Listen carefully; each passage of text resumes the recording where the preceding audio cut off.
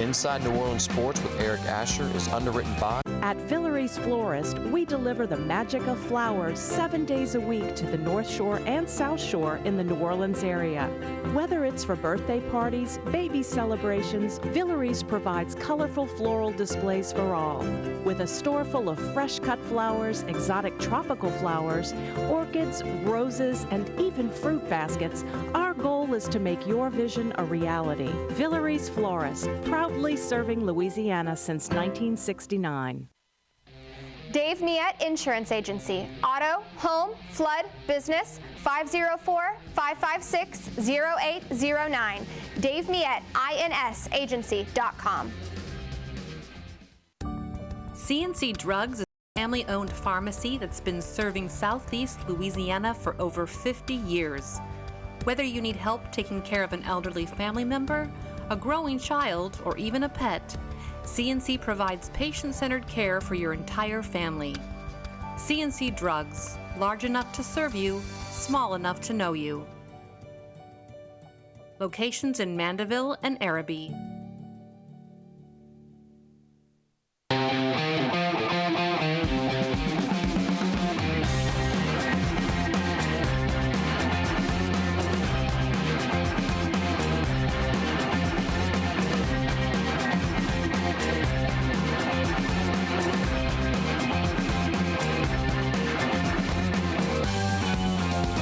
Good afternoon and welcome to another edition of Inside New Orleans Sports. I'm your host, Eric Asher, and over the next hour we'll cover all the home teams. Saints, LSU, Tulane, Pelicans. Of course, we'll talk a bit about the NOLA Gold. They're in the playoffs, got a home playoff game. A guy named Skeens is tearing up Major League Baseball, and to break it down for us, one of the best we have in the state, Jim Derry joins us on the program from NOLA.com and The Attitude Podcast. Jim, welcome back to the show. Thank you. That's a nice intro there, and I'm feeling a little overwhelmed at the moment.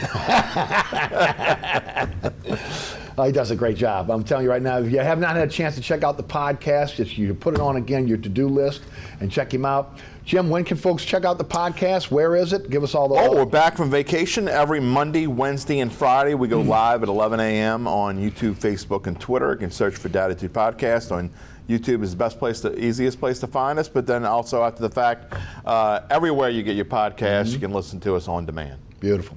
Hey, look, I just want to congratulate the NOLA Gold. It's been a long time coming for them here in New Orleans, again, to get to the playoffs. They'll have a home playoff game in New Orleans. It'll be on July the 21st. They'll be taking on the Chicago Hounds. It'll be out at the Shrine on Airline. They're looking to get a big crowd out there, again, for their first playoff game. And this is a rugby team that, again, has struggled a little bit, almost to the playoffs a couple times, again, and just didn't make it. Their inaugural playoff run was second place in their division this year. And, again, imported some really good players, new coaching staff, and of course now, again, their first playoff berth. Yeah, it's good to see a home team making it to the playoffs and the Shrine on Airline being used by a playoff team. So we'll see how far they can go. I know that they needed to win late in the season to get in, and they played better towards the end of the season. So we'll see how that goes. Well, hopefully, again, they can win and advance. But again, this is a milestone for this franchise to be able to make it to the playoffs. And there was I guess Tim Falcon and those that own it. Ryan Fitzgerald, again, is the general manager. Again, they doubled down this year to be able to, again, make sure that they had one of the top teams in that league. And hopefully, again, they'll bring a championship back to New Orleans. Yeah, we'll see how a Chicago team handles the heat and humidity of New Orleans. That's a great point. That's also a big advantage. So we'll see how that goes in a week. No doubt. Well, let's talk some Saints here. Minicamp is over. OTs are over. Got a couple weeks out from training camp now. Guys are starting to wind down their vacations. The big question mark going into this camp now is Alvin Kamara. No question. Again, will they extend him? Will they give him some guaranteed money? I think it would be foolish not to. I got to believe that Kubiak's coming to New Orleans. First thing he's thinking is, I got Alvin Kamara. He's going to be my Christian McCaffrey. And of course, when you look at that depth chart with Williams and Miller, Mims, you kind of wonder again, who's that guy if ultimately there is a holdout or again if there is an injury? To me, give him some guaranteed money, make everybody happy, because I think he's going to have a big year in this system. Your thoughts? Well, after taking our summer break at Attitude, that's the first thing we're diving into Friday morning, and I'll have Hart Pisani on as my guest, who was formerly a local sports writer now doing things in Chicago and has his own podcast that we're going to be talking about as well. But, Alvin Kamara, without him, this team is in they're already in a world of hurt anyway. Right. Without him, they're in just a hole I don't know that they can climb out of. But the thing that scares me, you talk about guaranteed contracts, Eric, and what worries me about Alvin Kamara, and you're talking about down the road, and whether the Saints are kind of in a catch-22 situation to where I don't know that you can sign him too long because he's entering his 29-year-old season. Running backs, when they hit that number, especially when they hit the 30 number, and you see Derrick Henry had to take less money than he's probably worth in Baltimore. Now he's going to a team that can win the Super Bowl. But, Alvin Kamara, what's he going to be able to get here in New Orleans? How staunch is he going to be? Is he willing to take maybe less than he's worth a little bit to get an extended contract? If you can get him for $9 or $10 million a year and get 2 more years after this one, then it's worth it for both sides. I just don't know how hard line he's going to be. Is he trying to set a bar for other running backs is also a question. So, look, this team is in a whole lot of hurt without Alvin Kamara. I don't know who steps up. Is Kendra Miller ready to take that next step? Jamal Williams was a big disappointment last year. There's no question about it. So that's a big sticking point. But I got a feeling, and I've said this for months now, I've been concerned for many months that Alvin Kamara and Marshawn Lattimore, now, it looks like Lattimore is going to be there. I'm still not convinced that he's going to be on this Saints team when opening day. I know I should be, but just something tells me that something's going on behind the scenes. So we'll see. But I have a feeling that Alvin Kamara, this holdout is going to last well into training camp. I do too, okay? And that's why, again, if you're Mickey Loomis, you want to get this thing done early. Let's look, when you look at him in terms of running back years, which are dog years, right? Again, when you start talking about a professional football player. He went to Alabama, didn't play a lot, ends up at Tennessee, so there wasn't a lot of wear and tear on him in college. Now, again, in the pros, he's been utilized a lot with the New Orleans Saints. Injuries slowed him down a little bit, obviously, last year. If I'm the Saints and I'm gambling here, again, do you make the gamble on this is a guy that could come in, play this offense, do what McCaffrey did in San Francisco, here in New Orleans in this offense, and then your back is against the wall, and you may have to pay him more than what you're looking at now today. The other thought is, again, do you just keep him happy because, again, he has been a Saint. He wants to be he wants to maybe finish his career here. My thing is, again, you don't want to extend him too far into his 30s. You're obviously going to want to make this situation where, again, it's palatable for the team, and of course the player is also happy with the compensation. But it's a tricky situation for the Saints right now because you mentioned the age, and of course, again, for the Saints, if he has a great year, you may be forced to give him more money than you would have gave him if you gave it to him today. I think you have to gamble, Eric. I really do. I think you're in a situation where they know whatever the number they think they can afford is, and this is what it is. But this team is 1/2 step away from having to blow it up. And I mean blow everything up. I'm not just talking about the running back position or the quarterback or the offensive line or whatever it is. I mean, if they have a season like a 7-10 or worse season, I mean, they got to start over. I mean, you're going to have a new coach in 2025 if they don't do much better than they did last year. If they don't make the playoffs, I think you kind of have to start thinking about starting over. I would agree with you, but I don't know if they agree with us on Airline Drive. I think if you're going to be realistic, you have to be thinking that way. So in that case, if you commit to an Alvin Kamara long term, and I'm talking about 3 years is long term for a guy that's going to be 29 this year, if you're going to commit to that guy, you have to be super confident that you really can right the ship. You can be a playoff team that can continue being a playoff team. I'm not just talking about being a playoff team for this year. I'm talking about being a playoff team consistently and getting back to somewhere where they were 5 years ago. Now, you don't have Drew Brees, so that's hard to do. But I just think they're in a position to where you have to gamble that he's going to come back and say, this is what we're giving you. You either take it or leave it. And if he doesn't take it, then he sits out. To your point, $25 million on the books. Again, none of that money is guaranteed for him next year. Also, again, they can get out of Derek Carr's contract next year. So if, again... It would be tough to do, though. They can get out of it. They can get out of it. It's going to cost them some money, but they can get out of it next year. But my point is, if that happens and you are in a situation where you're blowing it up, You definitely don't want to be able to commit to again, multiple years with Alvin Kamara, just like you don't want to commit to Derek Carr at that point, because you're probably going to be in that situation where you're going to be looking for a young quarterback and you're going to be selling off assets. Look at the one-year deals they've done on defense. Right. You know, Willie Gay, right. Chase Young. Of course. They don't know if they right. know. That's right. To me, that tells me, look, and I get that part of it is that, you know, they're trying to be, you know, they don't have the cap space, the money to do it. They were hamstrung, there's no doubt. Exactly, but that tells you, it tells me, it tells everybody that I don't think they know what's going to happen after this season, and they're not willing to commit to hardly anyone, and I don't think they're willing to commit to Alvin Kamara either. Right.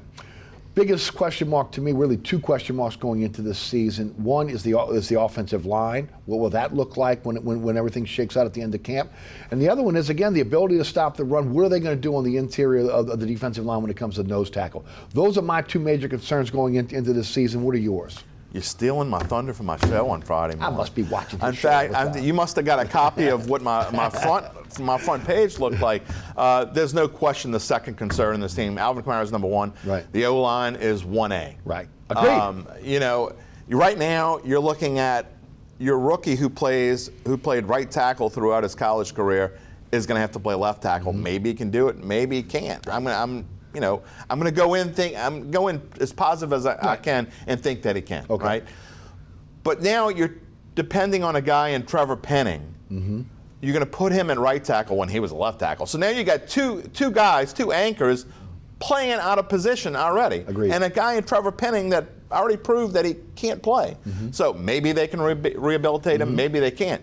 Who's going to be your left guard? Is it going to be Nick Saldiveri? How many snaps did he play last year? Well, I mean, again, starting snaps now. Exactly. Right. So, I mean, you're going in Eric McCoy, great center, fine. You know, Cesar Ruiz, average right guard. He's probably played his best season last year. I agree with that. And maybe he is improving, and maybe he can become. That's another guy they moved from, again, his natural position. Exactly, center. Right.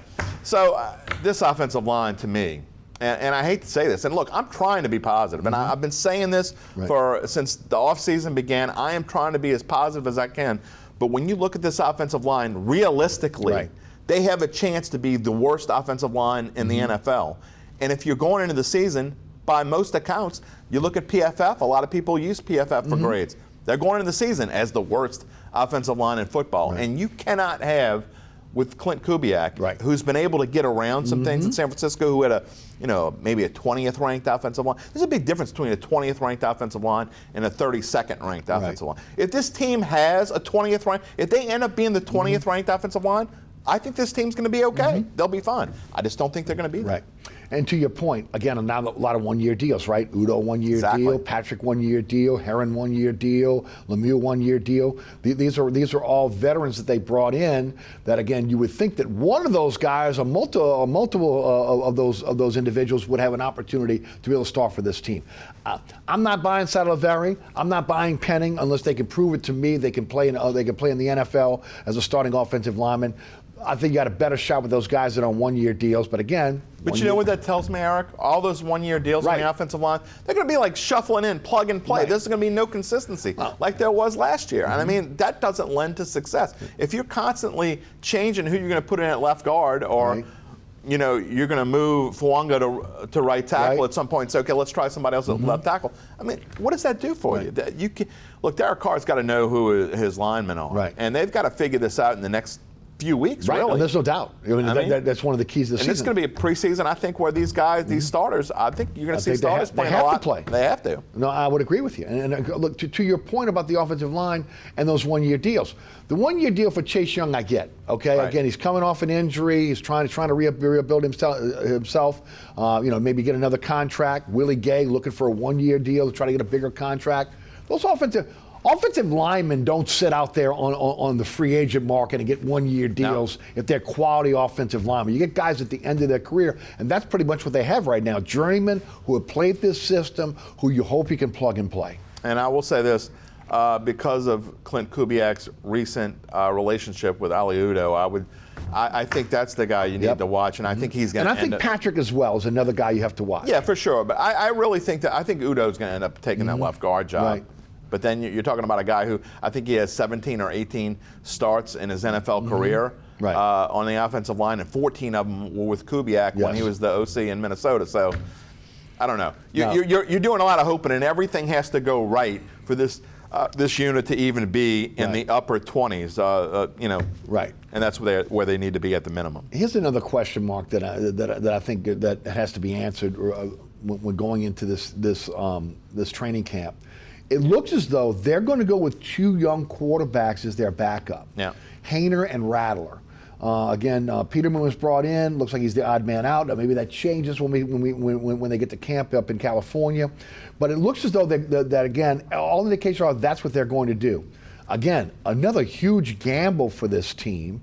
Okay, in terms of not having I want to say a quality backup, but an experienced backup. Let's be realistic, though. If you're talking about potentially blowing up this team, and I think it's 50-50 right now. Okay. I really do. If Derek Carr gets hurt, I don't think it matters. Mm-hmm. I mean, if Derek Carr gets hurt, this season's over. Right. I mean, and I don't mean for one game. If he gets hurt for one game, they can find a way to do whatever, depending on who it's against. But if he gets hurt for an extended period of time, which is, you don't ever want to talk about injuries, but again, if you're going up with the worst offensive line in football, look what happened to him last year. There were games when he shouldn't have played. He should have missed 3 or 4 games probably last year and didn't. But if Derek Carr gets hurt, I'm not sure it matters. So you may see at some point, and what if they start 2-7? Mm-hmm. You may see some point where, let's see what Jake Hayner is, or let's see what Spencer Rattler is. I personally think that the way that OTAs went, and I don't think you can gauge too much, but I think right now Jake Hayner is obviously the leader in the clubhouse to be number 2. Spencer Rattler is someone, I've said, I think on this show, and I've certainly said on my own show that I don't think Spencer Rattler is, there's a reason why it was a 5th round draft pick. I'm not a huge fan of Spencer Rattler, but that being said, at some point you may want to see what he is as well. No doubt. Ross, when you look at position battles, what are some position battles you think that people should be looking for in this upcoming camp? I love the linebacker position battle. How much is Willie Gay going to play? Right. Do they go 3 linebacker? I don't think so. I don't think that's the kind of defense that Dennis Allen's going to want to play. So I think Pete Werner, maybe he plays a little less. Maybe they see what Willie Gay can do. So that's where I'm going to be looking, especially early in the season. Pete Werner's numbers, were they as good as they were before? I think he kind of took a step back. I think that whole unit kind of took a step back without Caden Ellis, who was a big part of that linebacker core before he went to Atlanta. So I think that Willie Gay really helped shore up that position. I'm going to look to see how much he's going to play. And then in the defensive backfield, which I think obviously is the strength of this team, if Marshawn Lattimore, again, I've got to be convinced that he's going to be there on September the 8th, but if Marshawn Lattimore is back there, that is the strength. But you got some young guys. How much is Kool-Aid McKinstry going to come in and play? And where does he play? Is he going to be? Exactly. I'm not sure, and I think we're going to find that out in training camp. Obviously, he was injured. He didn't do anything during OTAs. That's a position I'm going to look at in camp as well. If they are tanking, okay. I hate that word. Okay, me too. But if this is going to be a season where they get into it and they got to blow it up. That's a position where again, you may see a move, where Lattimore may be moved. Sure. Because you have Taylor, you have Adebo who's going into a contract year. Again, you drafted McKinstry at this point. So you're strong at that cornerback position, and really just an overabundance of talent back there. Here's where I have a problem of why they didn't trade Lattimore already, because to me, you would get more for him now than if you're desperate before the trade deadline. I think right now you could get probably a 2nd-round pick for him right now. Right. And maybe even a player in return or something along those lines. Maybe a 2nd round next year and a 3rd round the year after. I just think if you're desperate and teams know you're desperate, and with this schedule that they've got coming up, I'm not going to go beyond 5 games. 1-4 is not only a strong possibility, but I mean, you're talking about a potential likelihood when you look at the gauntlet that they're facing early in the season. So, I mean, where are you going to go with that? Lattimore, to me, I think is what you can get in return is less when you're in this season than it is right now. Unless there's a desperate team. Yeah, for sure. Okay, and then that's a possibility. Maybe there's somebody's more desperate than the Saints. To get rid of him. Maybe there's a team that again they've lost their corner in camp. They need a corner, and he's there. And maybe again they're willing to give up more than what the market has been out there, which is 2nd and 3rd round picks. No, and I do like that Lattimore. The one thing that makes me more positive about where he is and where he could be is the fact that he came in to OTAs at the end there. It was mandatory, but he did come in and he did talk a little bit, which is something that he doesn't do a whole lot. So I do feel a little bit more confident about him, but going back, and we're not going to go back to Kamara again, but I feel much less confident about Alvin Kamara than I do about Marshawn Lattimore. Another question mark for this team is the tight end position with Juwan Johnson going down, and again, what is behind him? Was it Holker's the kid that they got, the undrafted free agent? Obviously, look, Murrow is a solid NFL player. The question is, again, who slips in there? Is it going to be Taysom Hill that's going to get those snaps at tight end? Do they go get a tight end? Because based on what they have right now, they've got to add something in terms of an athletic tight end that will fit this system. Yeah, I just don't think you're going to spend money to go there at this point. Maybe it was something I thought they may address during the draft. Now, they did get, there's no question they got the best undrafted free agent tight end that was there in Holker, and I think that he can come in and play right away. I mean, I think he's going to. Boston Moreau isn't really the guy that you're going to use a lot. You think about what Jimmy Graham did. He only caught 8 passes last year, and 4 of them were touchdowns. He's not that's not the kind of tight end he is. He's more of a blocking tight end, and so. Can Holker be that guy that can use in the red zone? They say he's a little undersized. Can he catch 25 passes a season?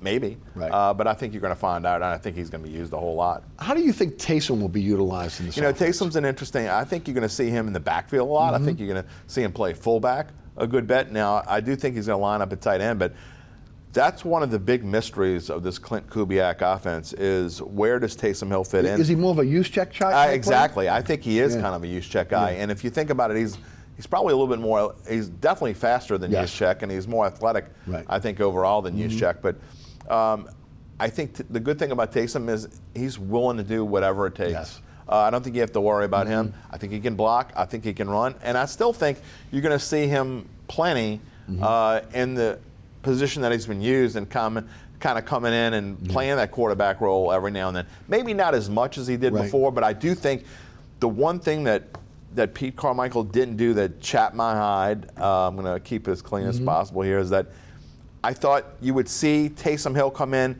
and be effective in a game, and then the very next game he disappeared.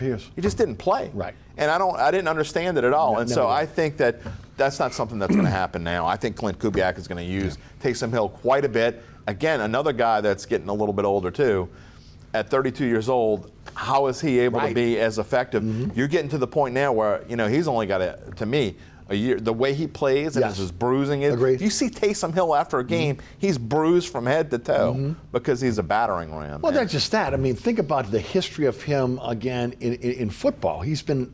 It's remarkable that in the pros he's not had the injuries that he had at BYU. Because that was one of the things that really again hurt his progress in terms of being a college quarterback, where he's always injured. And of course now you're in a situation where again he's been the jack of all trades. All right, before we go to break. The kickoff rules have changed. How much do you think that is going to affect NFL football this season? A lot. I think it's going to affect them a lot. I think that you're going to be able to use the way that they're set up. And one thing I think you're going to see across the league is I think you're going to see more stars, more big names taking kickoffs than they did in the past because they have that blocking right in front of them. You're going to see it's not going to be touchbacks. That's not going to happen. Not nearly as much because you don't want them to get the ball at the 35-yard line. So I think that with the blocking, there's going to be a lot less potential for injury. You're going to see more stars back there.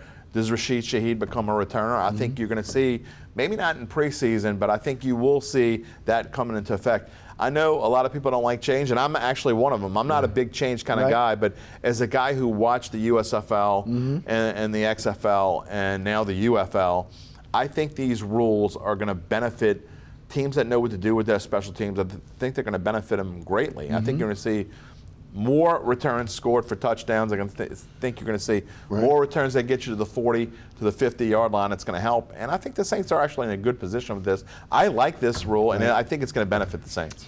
I like what you just said because I think they are too. because again, Rizzi's their special teams coordinator. He was on, again, the forefront of developing this rule, right? So again, the Saints should at least on the outset, you would think that they would have a little bit more of a opportunity to be successful than maybe some of the other teams out there, because again, the coach was involved in creating this rule. Also, Eric, they've talked about it a lot more than other teams. I think they're looking forward to this. They've been thinking about this since this rule was implemented, like you said. So I think that you're going to see different things in preseason. They're going to work on different things. You're going to see a lot of different players back there because it's going to figure out who the best person is to return. And I really think it's going to benefit this team. And again, Rashid Shaheed, I think that's the one you watch out for. Yeah, me too. And it brings excitement back to the kickoff, right? Absolutely, it does. I mean, I'm it really looking does. forward to it. And look, I'm so glad they did, because I would have hated them to take the kickoff out of football. You can't do that. And then look, you'll miss the onside kick in the grand scheme of things, but you can still do it as long as you declare when you're in a position where you have to do it. You still, I mean, how often did you see ambush during the regular season? What, 2 or 3 times a year? So it's really, people say they don't like it because of that, but I don't think it's going to change. I think people are going to be excited about once they get into it and see it. I agree wholeheartedly. It's going to change the game. Jim Derry is with us again. The Attitude Podcast, also NOLA.com. I'm Eric Asher. You are watching Inside New Orleans Sports. We'll hear from our underwriters. When we get back, we'll talk Pels. Located at 3701 Iberville Street in Mid-City is Katie's Restaurant and Bar. Open 7 days a week, Katie's offers daily specials for lunch, dinner, and Sunday brunch. Serving New Orleans cuisine such as fried shrimp platters, grilled redfish, and a fully stocked bar. And don't forget about our expanded event seating and local entertainment. Featured on the Best of Food Network's diners, drive-ins, and dives, Katie's Restaurant and Bar. Burkhart's Air Conditioning, Heating, and Refrigeration has been family-owned and operated since 1989. Burkhart has energy-efficient solutions and offers brands such as Mitsubishi ductless AC units and Amana, the only manufacturer with a lifetime unit replacement warranty. Burkhart's offers maintenance bundle packages that include servicing your AC, generator, and tankless water heater. For more information on the services Burkhart's provides, visit acpromise.com. Burkhart's Air Conditioning, Heating, and Refrigeration, providing comfort for life.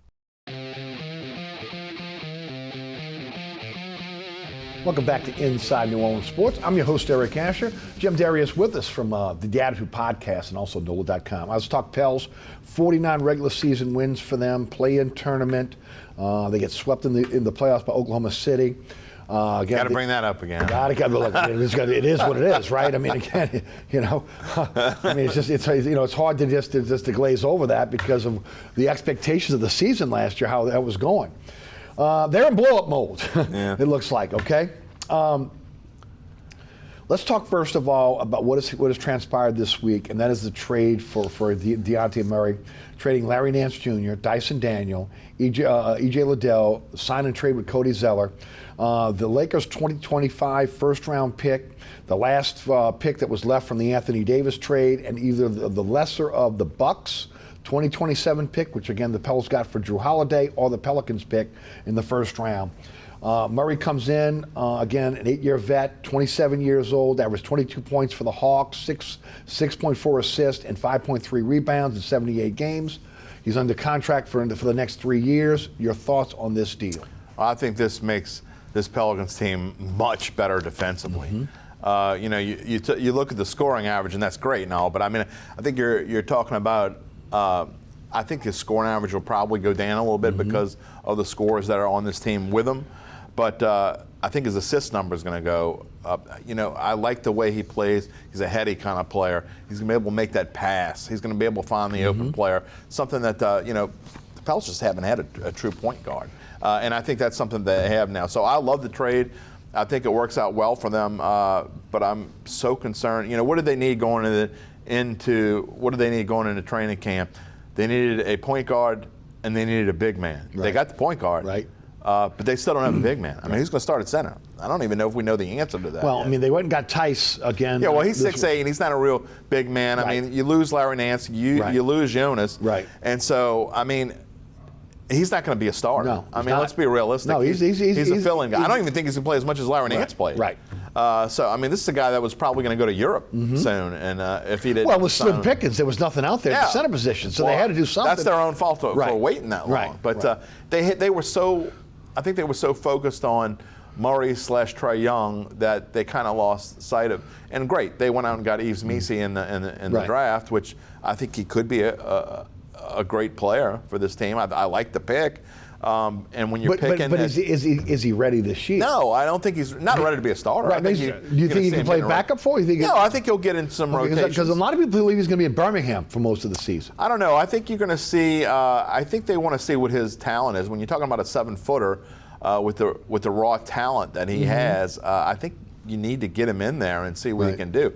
But obviously, he's not a starter, and they just don't have a starting center. No, they don't. There's not one on the roster. No. So, I mean, do you still think about trading BI? I mean, obviously, the market wasn't out there to what they said. You know, Griffin said, we're not giving him away. Right. And I'm glad they're not giving him away, but you shouldn't. But you've got to look and you've got to shore up that spot, and I think the only way they're really going to be able to do it is to include Brandon Ingram in a trade some sort of way. I don't think it's going to happen. I think at this point, Brandon Ingram is probably staying here in New Orleans. But, you know, that's something you got to look at. I want to get back to the big in a second. But let's talk Brandon Ingram for a few minutes here. Because, again, one's $52 million. He's eligible for $52 million extension, max extension here. But the market's not there. Right. It's pretty obvious. Okay. Again, he's got $36 million left on his deal on an expiring contract. He's in a situation now where, again, they've shopped him, obviously, at this point. I mean, that's not a secret. But no one wants to be able to take him on a one-year deal. Nobody's willing to give him, again, $52 million. He's not a $52 million player. I've talked about on the radio show bringing him back at $36 million this year, maybe giving him an extension for 2 more years, okay, and allow him to. It's a win-win for both sides because you have an opportunity for him to be able to stay in New Orleans, which he said he wants to stay. He gets a chance to, again, rehab his game and his reputation based on, again, what happened with Team USA and, of course, in the playoffs, coming off an injury, nevertheless. And maybe you make it favorable for both sides. You give him, again, another year, $42 million, somewhere up in there. And maybe the second year of that deal is a player option where he can get out, okay, and get back in the free agent market if necessary. You can't give him away at this point. Again, I would like to see him on the floor with a Murray and a Zion Williamson, having a point guard, getting him the ball in a position to be successful. I think, again, he could flourish with that. But the problem is now, he looks like the only asset that you have left that, again, maybe you could go out and get a legitimate big with. Yeah. Okay, that's the issue where you are right now. I agree with Griff. You can't give him away. But yet, at the same time, you don't want to lose him at the end of the season for nothing. So they're between a rock and a hard place right now. Yeah, and one of the big problems I have, and people say that it doesn't matter, but I absolutely think it matters, is Brandon Ingram is probably thinking, am I wanted here? You know, I mean, all they've been talking about, all you've heard about it is where is Brandon Ingram going? Not, I mean. But they said he'd been in constant contact. Yeah. You buying it? No. I mean, yeah, I buy that they've been in constant contact, but I mean, if you're still, all you're hearing, if you're Brandon Ingram, is where is he going to be traded? But you want $52 million, Jim. I mean, at the end of the day, look, I want $52 million too. Okay, I'm not getting it. Well, if you get $52 million, I'll come on as your assistant. $52 million, I'll go fetch your coffee. I'm going to break something off for you. Okay, yeah, but I'm coming. If you get $52 million, I'm going to. What I'm saying is, again, if the market does not bear $52 million, at some point you got to look in the mirror and say, you know what? I need to either get on a shorter term deal to get back in free agency and try to make up that money, or again realize that I am who I am right now, coming off this season, and I'm just going to try to play it out. Yeah, but you're looking at it in a closed vacuum almost, because this was not the great. There was a lot of free agents this year, okay, and it was a terrible draft, right? So you weren't really going to upgrade your team any other way but doing it by free agency. Okay. Next year it's going to be a much better draft. Right. I think the free agency, I think it's going to be a little bit different. But you might have any picks next year. I'm not talking about the Pelicans. I'm just talking about overall. Right. If you're Brandon Ingram, you might bet on yourself and say, you know what? Give me whatever you're going to give me for this year, and I'm going to go get my $52 million next year. I'm not saying he's going to get it or he's not going to get it, but I'm telling you, if you're Brandon Ingram, you may be thinking that from the inside. I just don't know how. So you just take, from his standpoint, Well, first of all, there's nobody in the NBA that's going to take him on a 1-year, $36 million deal. Okay? I agree. They're not giving up any assets for 1 year, $36 million with Brandon Here's the Ingram. problem, though. If you're the Pelicans, where does he fit in with this team? Now that it's kind of retooled and changed, and you bring Murray in, and I know B.I. is not really a point guard, but I just don't. The rotations with him and Zion never really worked. But they never really had a legitimate point guard to make it work, though, Jim. I understand I'm going to play devil's advocate there. No, and I hear you. I just don't know what I saw from B.I. last year. That mid-range didn't work last year. He's automatic from that top. But they right asked him to be point forward. They asked him to be facilitator, rebounder, and scorer. Well, it does take a lot of pressure off of him for sure. Simon Murray does, but. If you're Brandon Ingram and you don't necessarily feel like you wanted, are you jumping out there to sign an extension to stay here? I don't know. Well, I just don't know the answer to that. Jim, I disagree with that a bit. I don't think it's not that they don't want him. They just don't want him at $52 million. No, but what I'm saying is whether they don't want him at $52 million or whatever, if you're the player, do you feel like you're wanted? That makes a big difference on what he's going to sign for. At the end of the day, first of all, you got to realize what your real value is. What his value may have been last year. Players realize their real value. At the end of the day, again, I don't know what you the got agent's telling agents him. going pie in the sky. Yeah, pie in the sky. But look, he sees the landscape. Nobody, look, it's been Sacramento, it's been Philadelphia. We go right, there's been a myriad of teams that have been supposedly in the Brandon Ingram sweepstakes. Nobody pulled the trigger on it. What's been the main reason why? Because, again, they want to sign him to an extension. He's not going to be willing to sign for an extension under what he believes he gets. I'm going to tell you this. I'd be very surprised if I come on your show on July 10th, 2025. Mm-hmm. Well, it's going to be before that. I'm just telling you, if I come on the show on July 10th, 2025, that Brandon Ingram is still a Pelican, I'll be surprised. I just don't think it's going to happen. C.J. McCollum, what's his role now? Yeah, there's so many people. I hear from friends of mine who are like, you need to talk on your show. They need to be trading C.J. McCollum and all that. I think that Murray's entrance into New Orleans benefits C.J. McCollum more than anyone else on this team. Because he can go, when is C.J. McCollum best? When he has the least amount of pressure on him. And I hate to say that. I agree with you. But he's a veteran presence that this team so desperately needs, okay? And now, all C.J. McCollum has to worry about is finding a spot on the floor that he can get to where he's open, because when he's open, he hits that three. And they got plenty of guys that can hit the shot. But when he doesn't have pressure on him, he's so much better. And I think you're going to see him flourish in this system this year. And he doesn't have to play as much. Is he still a starter? That's a good question. To me, I think he comes off the bench. If he's on this team, he comes off the bench. And I don't think that's a problem for him. I don't think he'll mind. This guy is a true team player. This is a guy that a lot of other teams would want. So maybe he doesn't start, but I don't think he has a problem with it. I still think he plays 25, 30 minutes a night, regardless whether he starts or not.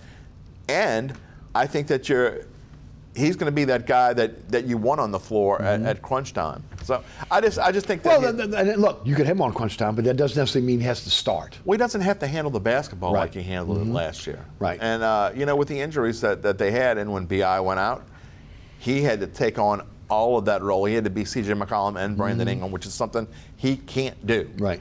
And he doesn't have to do that anymore. So I don't think C.J. McCollum's going anywhere. I think they love him here. I think he loves it here. I don't think he wants to go anywhere. So, yeah, I think he does well. The loss of Najee Marshall to Dallas, 3 years, $27 million. Yeah, and then, of course, again, the sign and trade with Valanciunas for a second-round pick to Washington, 3 years, $30 million. To me, two of the toughest guys on the team, two guys that again played through injury, two guys that again was hard to get off the floor. Valanciunas with a double-double machine, and then when you talk about Najee, he was, again, everybody talks about the energy that Jose brings. That guy brought energy as well. Yeah. Look, I think the loss of Jonas is what no one's talking about. And I think it's really going to. I never understood why they didn't seem to. They never endeared themselves to him. They were never huge fans of Jonas Valanciunas. This franchise wasn't. I never understood that. And I think if they could have found a way to keep him, I think that would have cemented this team to be one of the top 4 teams in the Western Conference. I really believe that. But without him, I think that's where you're going to see a big drop-off. You can't replace 10 and 10. No. I mean, you just can't. And who is more tough-nosed on this team than that guy? Yeah. I mean, so I think you're going to miss Jonas a lot. And just, I mean, again, they bring in Tice. He's not as big as Jonas. He's not as physical as Jonas. You still, even though they're going with the positionist NBA, where again everybody can switch, there's a place for a center like Valanciunas. Oh, 100%. Okay, there's a place in the NBA for him right now, and I think the Pels lost out there. And I don't see how you even replace them. I mean, or even like halfway replace them. And especially now with there's really nothing in free agency. Yep.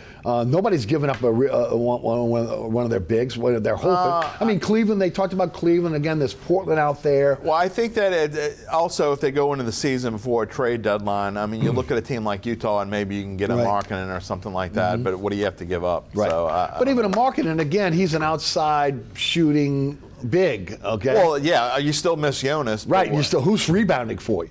That's a good question. Zion. Right. Well, I don't know. Does he rebound?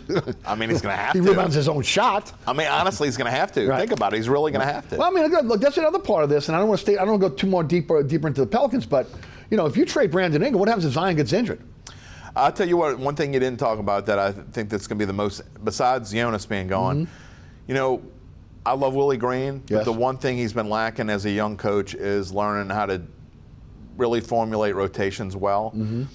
And how's he going to formulate rotations with this team? Because he's got more talent than he's probably ever had overall. He's going to have it's going to be interesting. That's what I can't wait to see more than anything. How do they formulate rotations? With all this talent, I mean, you got 8, 9 guys. I mean, it's great. Yeah, but you're a donut. It's a good problem. It's a good problem, Nate. You're right. You're a donut. You're a big hole in the middle right now. There's no question. But how do you rotate all those guys? How much does Herb Jones play? How much does Trey Murphy play? Right. Do Trey Murphy and C.J. McCollum play at the same time with Murray? Right. And it's an interesting mix. Yeah. Let's get the center position figured out. That's true. It's kind of like the offensive line for the center. Yeah, the same thing, no doubt. I'm going to get to LSU and Tulane football in a minute, but I got to mention Paul Skeens. Yeah. And what he's done for the Pittsburgh Pirates. Look, I was saying this on the radio show the other day. Back in the late 70s when it was We Are Family and the Pittsburgh Pirates, and again, I was on board, and I'd tune in to the Pirates. Big Wooly Stargell? Right, oh, yeah. Let me tell you something. But you know what? I haven't looked for the Pittsburgh Pirates since then. Yeah. Okay, now I am trying to find out when he's pitching. Can I find it on TV? I mean, he has much CTV now. 5-0, 2.12 earned run average, 78 strikeouts and 10 starts, and of course now he's going to be part of the All-Star game in Arlington on July 16th. Again, first player to get an All-Star nod after being drafted first overall in the Major League draft. Incredible start for him in the Major Leagues. He's also the only starter in history, I believe, that has gone this many starts and averages 100 miles an hour on his fastball. I mean, look, I got to say, even I'm surprised. I'm a baseball guy. I've always been a baseball guy. My friends hate when I say this, but I actually like baseball more than I like football. Elizabeth, I'm coming to join you. Are you kidding me? Exactly. I think, you either love baseball or you don't really. But I think that Paul Skeens, what he's been able to do to come in and the way he's just kind of laid back and he looks like a seasoned veteran already. Right. If this dude stays healthy, I mean, you're talking about a potential. I mean, doesn't it remind you a little bit about Nolan Ryan? Oh, yeah. I mean, he's got the same kind of size, the same kind of demeanor. Yeah. And Shohei Ohtani will come in and hit a home run off him, and then he strikes him out in 3 pitches. So he just doesn't care. He lets it all roll off of his back. And to think that he's this good this early, and he's potentially the starter on the All-Star team in the National League after, 8, 9 starts or whatever it is, it's really kind of incredible. Right. And I think you're looking at a guy, again, barring injury, and these days, I mean, who knows? But barring injury, he's potentially a top 3 or 4 pitcher in the entire major leagues for many, many years to come. I would agree. It sure looks like it. Especially, again, as long as there's you stay not a lot healthy. of guys like him. No. He's been amazing. And look, he reminds me of Kerry Wood when Kerry Wood, and I'm a Cubs fan, so I'm biased, but if Kerry Wood could have stayed healthy, I mean, that's what Kerry Wood would have been. That's a great point. A lot of people don't remember Kerry Wood because you forget that he pitched in the late 90s and the early 2000s, and so people under the age of 35 might not really even know who he is. But, I mean, Kerry Wood and Mark Pryor for the Cubs, that 1-2 punch, the Pirates could have that going forward. I don't know that they have enough around them to be the kind of team that they want to be, but again, you're right. Paul Skeens is must-see TV, and I can't. This will be an all-star game I actually watch. Me too. And I'm hoping he gets the start, so I don't have to watch too long. I think there's a good chance that he will. There you go. Let's talk some LSU football. Yeah. It's the Nuss era, for what it's worth. Oklahoma and Texas now come in the SEC. They get so much tougher now. What's the season outlook for this team? I think this is still a 9 or 10 win team. Okay. To me, it all depends. You can talk about Nussmeier all you want. I think Garrett Nussmeier will be just fine. Mm-hmm. But it comes down to the defense, right? I mean, if that defense doesn't improve, you're talking about you had the Heisman Trophy winning player on your team last year. And would that team have been one of the 12? If they had a 12-team playoff last year, would they have been in it? I don't think so. So if that defense doesn't get significantly better, and I'm not just talking about a little better, right? I mean, right now, if you look at odds, and we're going to talk about a whole lot about odds on the show, but basically LSU's even money to make the 12-team playoff. And I think that's about right. I think that it's about 50-50 whether they make the playoff, whether they're one of the 12 best teams. But you talked about the SEC and how tough it is and just brutal across the, you finish with Oklahoma. Right. Do you get a week off in the SEC? No, you got to play Ole Miss and you got to play Alabama. Right. And the good news is you play them at home. Right. But they got to run through the gauntlet, and so you got to win. You got to figure at the bare minimum you got to win 9. Mm-hmm. You probably got to win 10 to get in the playoff. Right. Again, I think it's 50-50. I think the offense will be just fine. I think they have plenty of weapons. The skill players are good. But the offensive line, nobody's even talking about. Right. They might have the best offensive line in the SEC. I think they do have they might have the best offensive line in the country. It's very possible that they do. And we always talk about offensive line. Right. You go as far as your. Right. Look, to make a comparison, Jared Goff, I think, is an average quarterback at best. But the Detroit Lions had, if not the best offensive line in football, one of the best, made him look a lot better than he was. And I think that the same goes here. Mm-hmm. I think that Garrett Nussmeier might look a little bit better than he really is because of that offensive line and because of the skill players they have. But you've got to, this defense has got to limit teams to 24 points or less. And I'm not sure that they're there. I think they're going to be better. And the change in coordinators and the change in some of the coaching staff on that side of the ball, Brian Kelly knew he had to make changes. I think that's going to help. Does it help enough? That's the big question. Well, that is a question because, again, I agree with you. The changes in the staff were obviously needed and necessary. But the big question, again, is Jimmy's and Joe's. And at the end of the day, again, the question mark to me, obviously, nose tackle. No question. That is the biggest question on this defense. We can talk secondary, okay? But to me, if you can't stop the run in the SEC, you can't win. There's no question about that. And I don't know if they can do that. But think about how the defensive backfield was torched last year. When you play a team like Ole Miss, and you go against a Lane Kiffin coach, and I'm not a Lane Kiffin fan at all, but the dude knows how to get his offense moving and he knows how to throw the football. I just don't know that they're going to be able to stop teams like that. And that's who you have to stop. Right. You have to beat Ole Miss. Mm-hmm. I can't believe I'm saying that, but you have to beat Ole Miss. It's their year. And Alabama, is Milroe going to be better? Are they going to be able to throw the ball better? I think Alabama probably takes a little step back, but those are the teams. You have to be able to beat Ole Miss. You have to be able to beat Alabama. You have to be able to beat Oklahoma now, that obviously can throw the ball. So that's where I'm looking. You're talking about nose tackle, and I agree. That's the key to stopping the run, but the defensive backfield, it sorely lacked last year. They have to be a whole lot better in 2024. When you look at 2025, and the class they have coming in, that looks like, again, could be a national championship type class. Yes, I agree. Right? Okay, but the problem is, how hot will Kelly's seat be if ultimately, again, they don't take the next step this year? They would have to be bad, I think, for his seat to be. And when I say bad, I mean like a 7, maybe 8 win team. There'll be some hooting and hollering, I guess is the way to put it. But I think Brian Kelly's pretty safe unless they just fall off the map. So I don't think he's going anywhere anytime soon. Your thoughts on the secondary? It worries me. Right. It really does. It worries me. Again, I don't think they can be any worse than they were last year. Right. I guess anything can always be worse. I just don't think they've just got to step up. And the problem is you don't really know. The first 5 games of the season kind of cupcake-ish.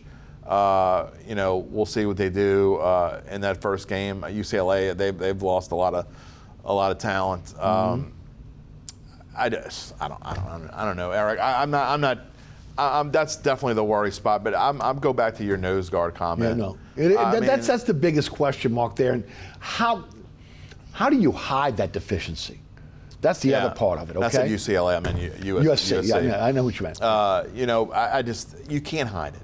Right. I mean, if you get gashed up the middle for 5 yards of carry and over again, and again, I'd feel better. It's also attrition, right? Because they don't have a lot of bodies there as well. No, and I'd feel better about it. The linebacking core outside of one player, right, is just okay. Well, Weeks is not a bad player. He's okay, right? But how do they use Perkins is the other part. By the time, yeah, exactly. So Perkins is going to be all over the place. Right. He's going to have. He has to be. He's going to have to be. Right. I mean, I actually think you'll see him lining up sometimes on the inside to if they can't stop the run. Right. So there's just so many question marks. I have to say that's obviously the one big concern. If they can get past that, they can be a 10-win team. But again, you're talking about, to me, the big number is 24. If you limit teams to 24 points or fewer, you're going to be fine. And that seems like a really big number, but it's not. And not in this day's football, and not with this offense that they have, because they're going to score 28 to 30 points. But they're a juggernaut offense. There's no I mean, go look at the depth chart at the receiver position. They are stacked. Again, I think can Harold Perkins play tight end? No, I don't think he can. But they're not bad there either. They got some. I'm just kidding. Caleb Jackson, I think, is going to be exceptional for them at the running back position as well. The question is on defense, be able to stop the run, and what are you going to do in that defensive backfield? You think John Emery's going to play? I do think he'll play. Again, it'll be interesting to see on how much he plays, but I do think he'll play. Look. He has What's he, like 32 years old now? He feels like it, right? He's been there forever. I watched him at Destran, I think, like 10 years ago. I mean, look, I hated to do this, but I called him pretty much the biggest tease in college football, okay? Because he's got so much talent. Incredible amount of talent. And look, he may be a guy that, again, one of those guys at LSU that maybe just didn't hit at LSU, but when he goes to the pros, I agree. Everybody's going to go to the pros, go, man, where was this guy? Exactly. He could be like a guy that's a 6th or 7th round pick, or even an undrafted free agent. I think he's a successful player in the NFL. Let's talk Tulane. Yeah. Man, I tell you what. First of all, the Willie Fritz era was incredible. Yeah. And how he did in building back this program. The cupboard was not bare for John Summerall, but he did get some losses, obviously, in the transfer portal. But my gosh, what this guy's done in the transfer portal in terms of recruiting in his first year at Tulane has been remarkable. Who's going to play quarterback? Well, I don't know. That's a good question. Do you think it's Ty Thompson? I don't know, to be honest. Or Horton? No, I think that Kai Horton has probably the advantage at the moment. Because he's been there, right, and he's shown that he can play there. That's going to be interesting to watch over the course of battle August, there, isn't man. it? It really is, right. And I think that actually lingers into September, right? I think you'll see both of them play. But I love John Summerall. I said this from the beginning. I mean, young coach who obviously at Troy was, and I mean, how much do you put on that? I actually put a little bit, because they played against some of the big boys, and even the games they didn't win, they played well. They weren't afraid to go up against SEC teams. Not at all. And this dude's not afraid of anything. Right. So I think Tulane's in pretty good hands. One thing about when you start winning, and this program did, it breeds success, right? And it's something that Tulane hasn't had in a long time. But going back to the quarterback position, no matter who it is, when you've had stability there for the past few years, I think that does change things. And so you got a new coach coming in, new quarterback. How long does it take to get adjusted? Can Tulane be that top non-Power 5 team, or I guess Power 4 team now? Right. Maybe they can be. I think they're going to be an interesting team to watch, because, as I've talked about in some other shows, we talk about how easy their schedule is. They got one of the easiest schedules to be able to navigate. If they can figure this out early and figure out who their quarterback is early, because I think their defense is good enough. I agree with that. I think they could be a 10 or 11 win team and be one of those teams that everyone's looking at. There's been some changeover a little bit in the offensive line, so you got to figure out what's going to happen there. Yeah, I think they lost, 3 or 4? Yeah, they did. Okay, so that's a question mark there. The other thing is, though, but they're much like LSU. They're really good at skill position. Okay, obviously, a running back. They've added some really good wide receivers, tight ends. So from a skill position standpoint, they're where they were. I don't know if they're as good as they were with Michael Pratt at quarterback, but again, they got some talent there. Well, you can't be as good as you were with Michael Pratt at quarterback. I mean, you're talking about a guy who, whether he'll be an NFL quarterback, I mean, he's in the NFL, but whether he'll be an NFL legit quarterback someday, maybe, maybe not. But you're talking about a guy who was probably one of the 6 or 8 best quarterbacks in college football last year. I mean, I think that's legit.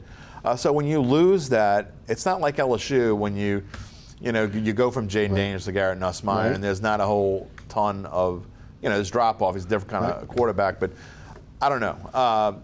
To me, that's where I look at first, and they do have the skill position players to win. Are these offensive linemen going to be good enough? Kyle Horton's going to have to move around a lot if it is him. Well, I mean, look, he did a great job in the offseason. Yeah. 16 high school signees. He had 3 JUCO transfer, 3 JUCO signees, 13 transfers, and again, this is the thing that gets everybody. If you're a Tulane fan, that's why you got to be a little giddy. Right. Alabama, USC, Oregon, Kentucky, Troy, UCF, Western Kentucky, Furman, Idaho, ULM. It's really the first 3 or 4 that really get you excited. Alabama, USC, Oregon, Kentucky. Okay, you're talking about when's the last time Tulane was able to go in and scoop guys up in a transfer portal from those schools? That would be never. Never? That would be never. But that goes to the coach, though. Right, and no doubt. Not just the recruiting part of it. Kids want to play for young, energetic, go-get-them kind of coaches. I think that's what Summerall brings to Tulane. I just hope he stays here. Right. Well, I mean, again, a lot of people think, again, that he was very close. Could have been in Kentucky as alma mater. Look, I think if you're a Tulane fan, you don't even worry about that anymore. You know that he's not. If Willie Fritz doesn't stay here and finish his career in New Orleans, nobody's finishing their career in New Orleans. So at that point, you get 3 good years out of him, and you let him keep your program again where it is, and then somebody else is going to want to come. Get the next young guy that come to New Orleans. That's the way it's going to be for Tulane. That's the way it was way back when, right? Yeah. It's always been that way again with their coaches. They get a really good coach. The coach flourishes in New Orleans. He ends up somewhere else. Yeah, Larry, Mack. You go right down the line, Bowden, right? All the good ones, and then now Willie Fritz. And it shows when they went through that long stretch without a good coach what happened. Exactly. But I think they are in a really good position to be. Look, all you're talking about is at Tulane, you want to be in position to be in the mention among one of the upper non-Power 4 conference teams, and I think Tulane's in a position to where they can be that for a long time.